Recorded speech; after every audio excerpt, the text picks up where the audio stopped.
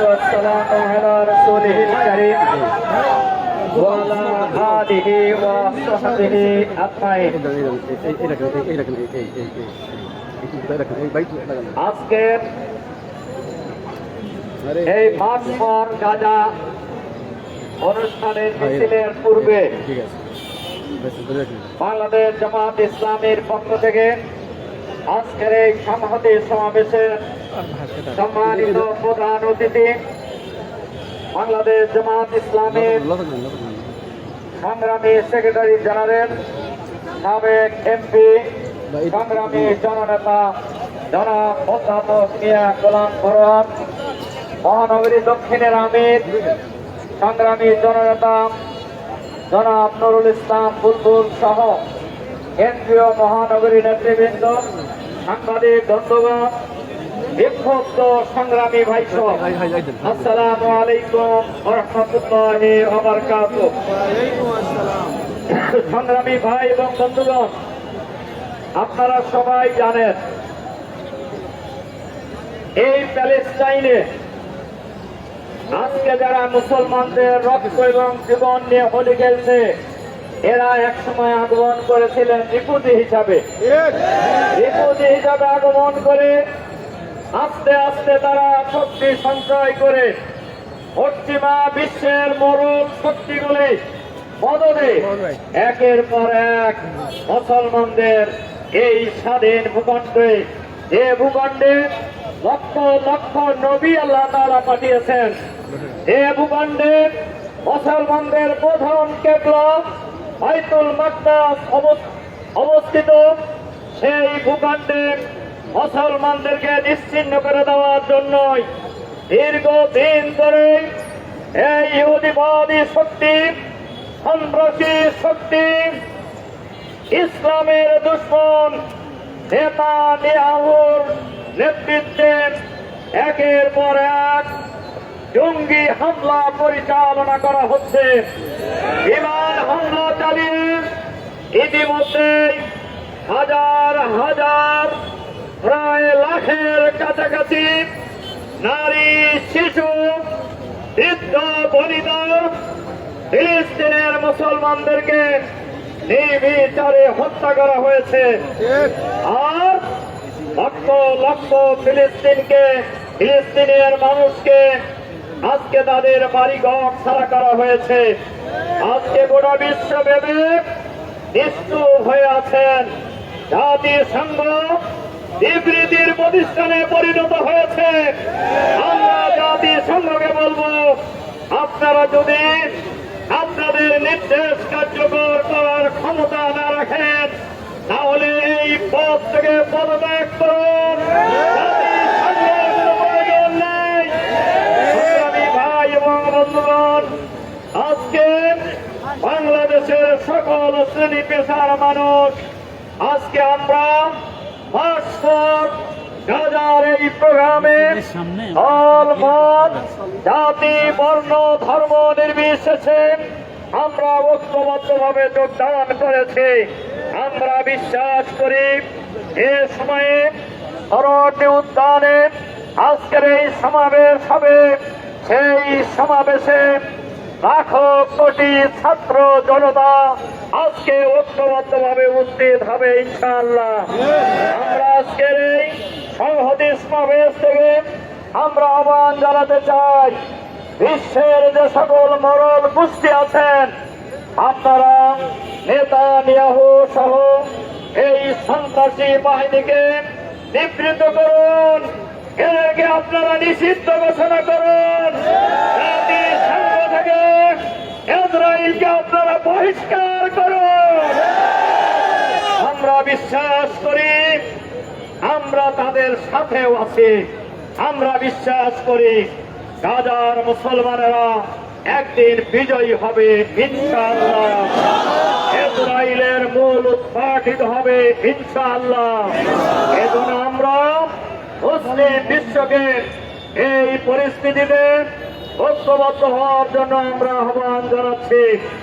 আর বাংলাদেশের অন্তর্বর্তীকালীন সরকারের প্রধান উপদেষ্টাকে আমরা অনুরোধ করব, সরকারের নেতৃত্বে বাংলাদেশের সকল শ্রেণী পেশার মানুষ ফিলিস্তিনিদেরকে সহযোগিতার জন্য, সমর্থনের জন্য, সংহতির জন্য ঐক্যবদ্ধভাবে আমরা রাজপথে লড়াই চালিয়ে যাব ইনশাআল্লাহ।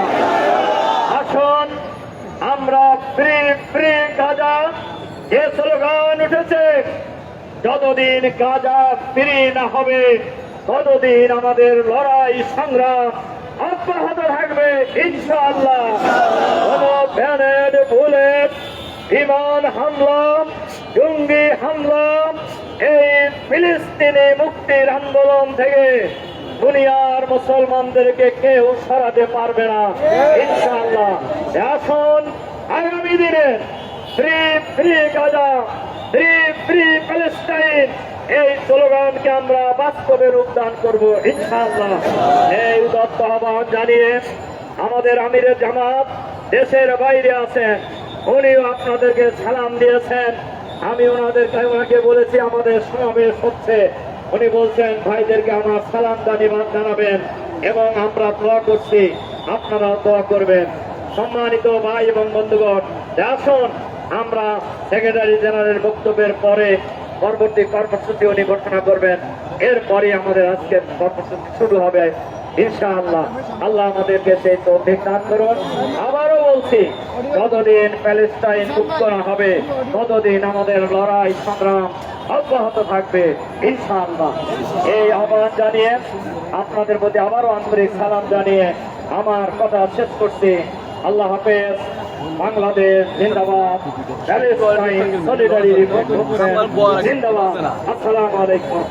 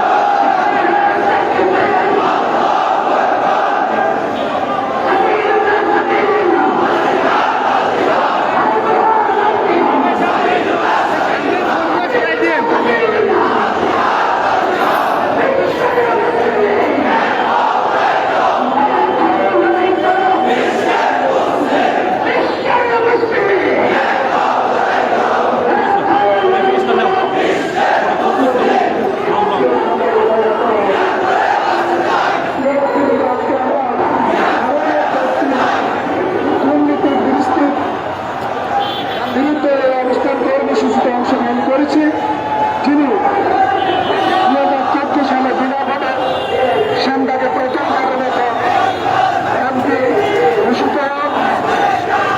তিনি সেখানে অবস্থান করার পর থেকে শ্যামদাকের মানুষ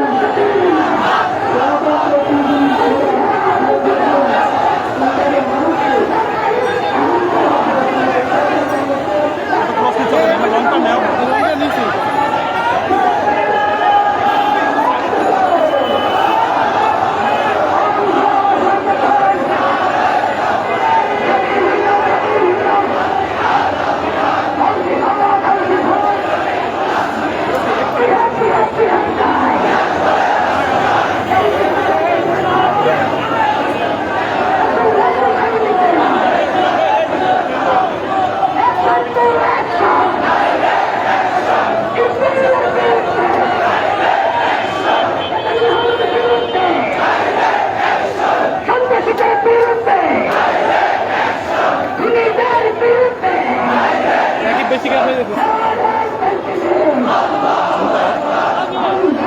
জুম করলে কাজ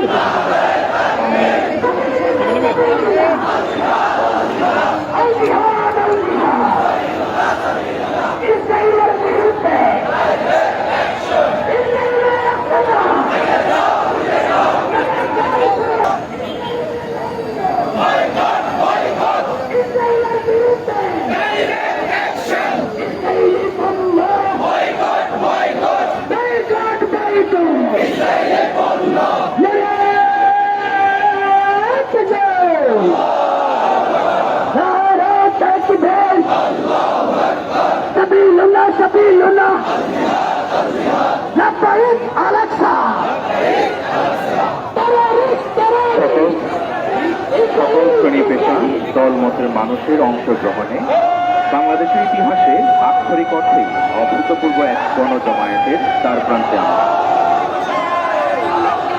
এই উদ্যোগকে সাফল্যমণ্ডিত করতে কিছু নির্দেশনা আমরা সবাই অনুসরণের চেষ্টা করব বলে অঙ্গীকার করতে চাই।